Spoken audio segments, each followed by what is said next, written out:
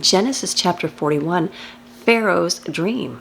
Now, it happened at the end of 2 full years that Pharaoh dreamed that he was standing by the Nile, and lo, there came up out of the Nile 7 healthy cows, sleek and handsome and fat, and they grazed in the reed grass in a marshy pasture. Then behold, 7 other cows came up after them out of the Nile, ugly and gaunt and raw-boned, and stood by the fat cows on the bank of the Nile. Then the ugly and gaunt and raw-boned cows ate up the 7 sleek and fat cows. Then Pharaoh awoke. Then he fell asleep and dreamed a second time, and behold, 7 ears of grain came up on a single stalk, plump and good. Then behold, 7 ears of grain, thin and dried up by the east wind, sprouted after them. Then the thin ears swallowed the 7 plump and full ears, and Pharaoh awoke, and it was a dream. So when morning came, his spirit was troubled and disturbed, and he sent and called for the magicians and all the wise men of Egypt. And Pharaoh told him his dreams, but no one could interpret them to him. Then the chief cupbearer spoke to Pharaoh, saying, I would mention my faults today. 2 years ago, Pharaoh was angry with his servants, and he put me in confinement in the house of the captain of the guard, both me and the chief baker. We dreamed a dream on the same night, he and I. Each of us dreamed according to the significance of the interpretation of his own dream. Now there was with us in the prison a young man, a Hebrew servant, to the captain of the guard, and we told him, and he interpreted our dreams for us, to each man according to the significance of his own dream. And just as he interpreted the dreams for us, so it happened. I was restored to my office as chief cupbearer, and the baker was hanged. Joseph interprets. Then Pharaoh sent and called for Joseph, and they hurriedly brought him out of the dungeon. And when Joseph shaved himself and changed his clothes, making himself presentable, he came to Pharaoh.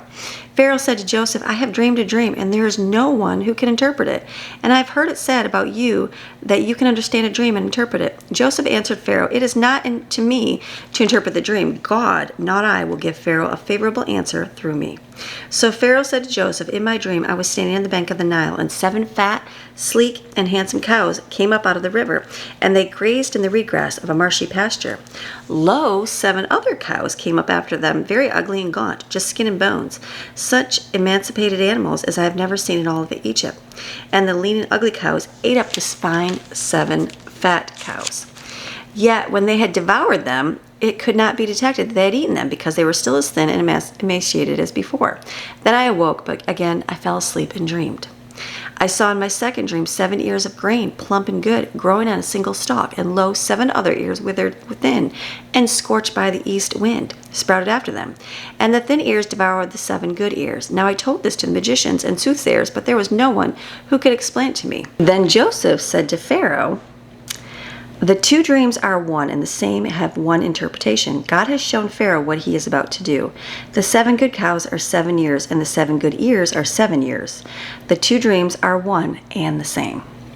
The 7 thin and ugly cows that came up after them are 7 years, and also the 7 thin ears dried up and scorched by the east wind. They are 7 years of famine and hunger. This is the message, just as I've told Pharaoh. God has shown Pharaoh what he is about to do. Listen very carefully. 7 years of great abundance will come throughout all the land of Egypt. But afterwards 7 years of famine and hunger will come, and there will be such desperate need that all the great abundance of the previous years will be forgotten in the land of Egypt, as it never happened. And famine and destitution will ravage and destroy the land. So the great abundance will become forgotten in the land because of the subsequent famine, for it will be very severe. That the dream was repeated twice to Pharaoh and in 2 different ways indicates that this matter is fully determined and established by God, and God will bring it to pass very quickly. So now let Pharaoh prepare ahead and look for a man discerning and clear-headed and wise, and set him in charge over the land of Egypt as governor under Pharaoh.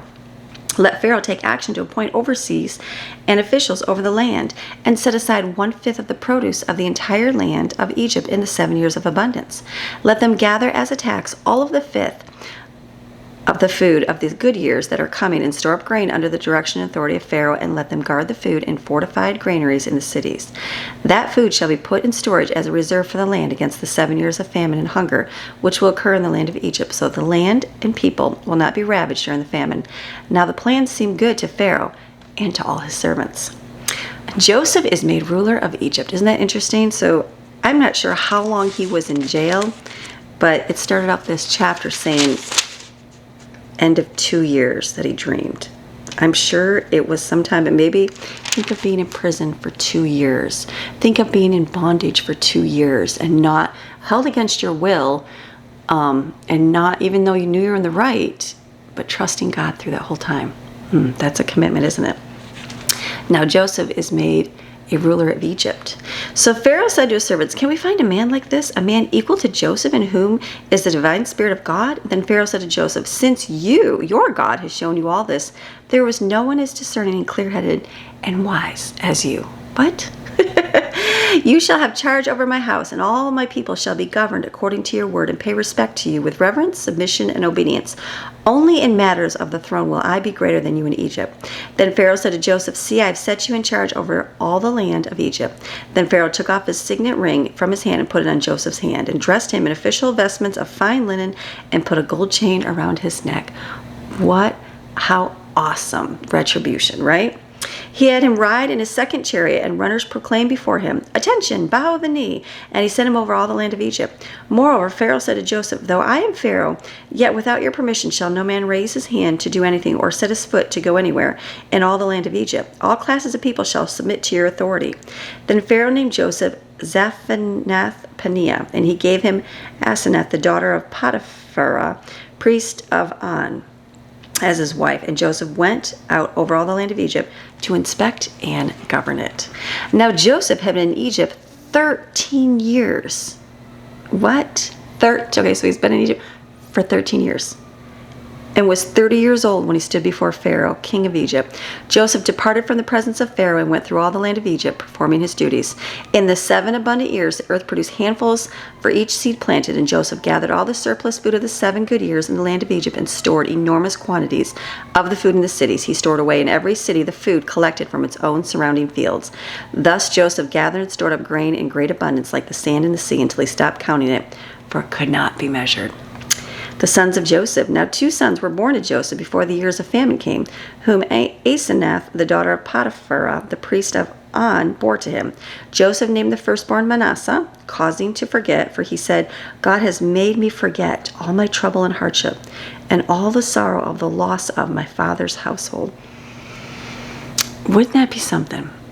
You are wrongfully taken at your will, had these bad things happen to you. You waited for a long time in bondage, in prison, not even at your own fault, but seeking God. And then God did what? God is causing him to forget all my trouble and hardships and all the sorrow of the loss in your life. That's pretty powerful, God. He named the second son Ephraim, fruitfulness, for God has caused me to be fruitful and very successful in the land of my suffering. When the 7 years of plenty came to an end in the land of Egypt, the 7 years of famine began to come, just as Joseph had said they would. The famine was in all the surrounding lands, but in the land of Egypt there was bread and food. So when all the land of Egypt was famished, the people cried out to Pharaoh for food. And Pharaoh said to all the Egyptians, "Go to Joseph, do whatever he says to you." When the famine was spread over all the land, Joseph opened all the storehouses and sold surplus grain to the Egyptians. And the famine grew extremely severe in the land of Egypt. And the people of all the countries came to Egypt to Joseph to buy grain, because the famine was severe over all the known earth. It had to take 7 years for him to make sure that that came to pass. This is your daily Bible chapter, reading God's Word Monday through Friday. See you tomorrow.